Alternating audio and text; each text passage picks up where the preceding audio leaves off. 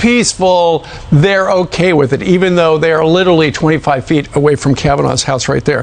The way after Morton's, the steakhouse, was flooded with these fake reservations, they fought back. And now to make a reservation, you've got to put a $50 per person deposit down. And if you don't show up, you're going to get charged. And the other thing is, you know, this Shutdown DC group, which essentially is putting a bounty on the heads of, if you see one of these people there, direct mail, DM us, and if they're still there a half an hour later, not only will you get $50, you'll get $200. You got to figure, given the fact that Morton's has gotten so much publicity and a lot of it not good because of that raft of fake reservations and stuff like that, you got to figure the restaurateurs in Washington are going, hey, by the way, if you work here and one of our customers comes in and you direct mail somebody or you DM somebody that there's a customer here and they're going to wind up getting protested, I would imagine the restaurateurs are saying, if you do that, good luck with the $250 because you won't work here anymore. That's just bad for business to have waiters and waitresses dropping dimes on people inside your business. Who's financing these protesters? Why is it they don't need day jobs with their professional, they just get oak tag and a magic marker and find a cause? I wonder who's really financing all these people to go out and produce nothing for society except harass people who do their job. Meanwhile, talk about people not doing their job. It's Vice President Harris. She was in charge of the border. There, under no circumstances, there's no sane person that would say our border is under control. At least 3 million people have come here illegally. And mysteriously, when she sat down with Face the Nation, that never came up, that you are responsible for the worst breakdown of our southern border in the history of our nation. Instead, she's allowed to answer a question like this. Finish this sentence. Democrats should get elected for what reason? Fill in the blank. That is the embarrassing questions. You're asking the biggest failure of any public official asked to do a job ever, and that's the Vice President of the United States. And instead, she goes out of her way to accuse Governor Abbott of only making the problem worse. Yeah, so Governor Abbott signed this executive order that allows the state law enforcement in Texas to arrest migrants who are coming over the border and then take them back to the border, and then they watch them to make sure they don't come back in. And she was on Face the Nation, and she blamed the governor for flame throwing. Listen. I would suggest that so-called leaders focus on solutions instead of attacks if they really are concerned about a problem.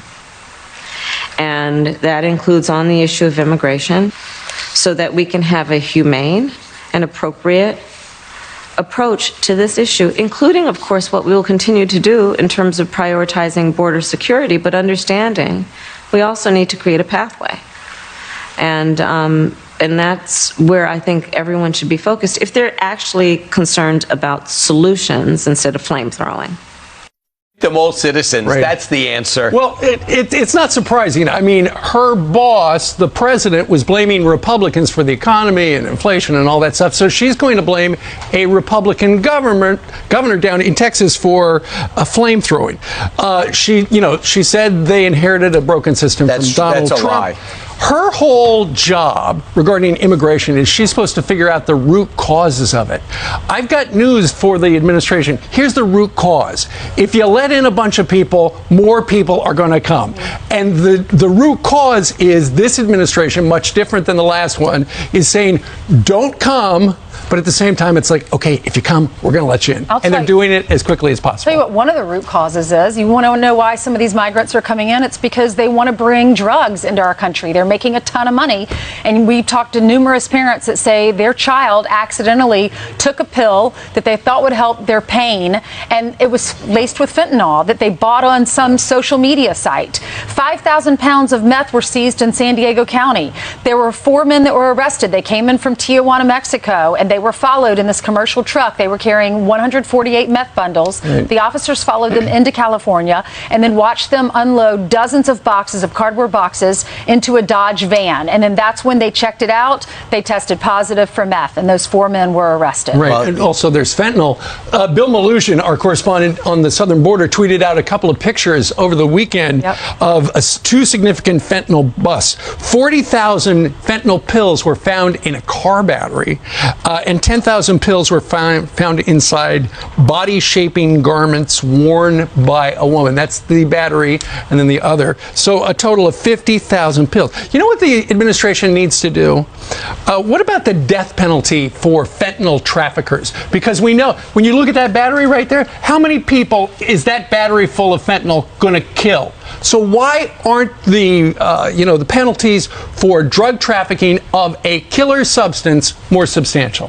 Here's Bill Malugin.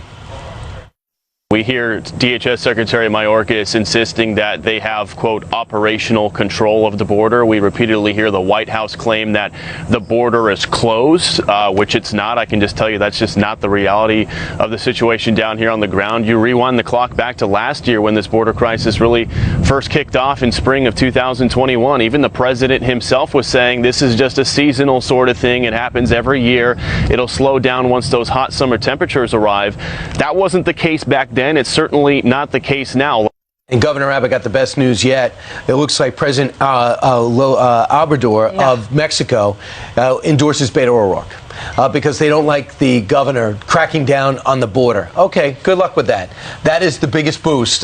Believe me, not many people say, I wonder what Mexico, the Mexican president, is endorsing, because you know the objective of Abbott is the people of Texas. And that's the big mistake that everybody has on the Democratic Party. They think by being loose of the border, you're pro-Hispanic. The Hispanic community is turning away from that school of thought. Yeah, you're right. But I mean, I would never go to the polls. I live in New York and say, what would the president of Mexico think? But maybe if you are from Mexico and you've moved to Texas, maybe his opinion would matter. Well, the president's going to talk to Mr. Obrador tomorrow, so let's see how that all works out. We'll see. Record number of apprehensions in our country in May, though. Not to mention the drugs in the batteries. People leave Mexico because they don't want to be next to, be ruled by because Obrador. Of his policies, you're right. All right, it is 7:17 here in the East Coast, and Carly joins us on the mezzanine level. I certainly do, and another horrific crime took place over the weekend. A 15-year-old boy in New York City is now charged with murder in the stabbing death of a 14-year-old on a subway platform in Harlem. Police saying the teens knew each other prior to the violent incident, which spilled from the streets onto that subway. The suspect is also charged with criminal possession of a weapon.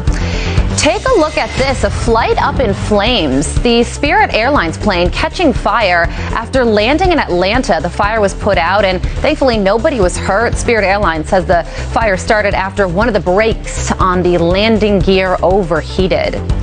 And it is National 7-Eleven Day today. You can head to your local 7-Eleven and fill up with your favorite flavor for free. The chain is also celebrating the brand's 95th birthday with exciting deals.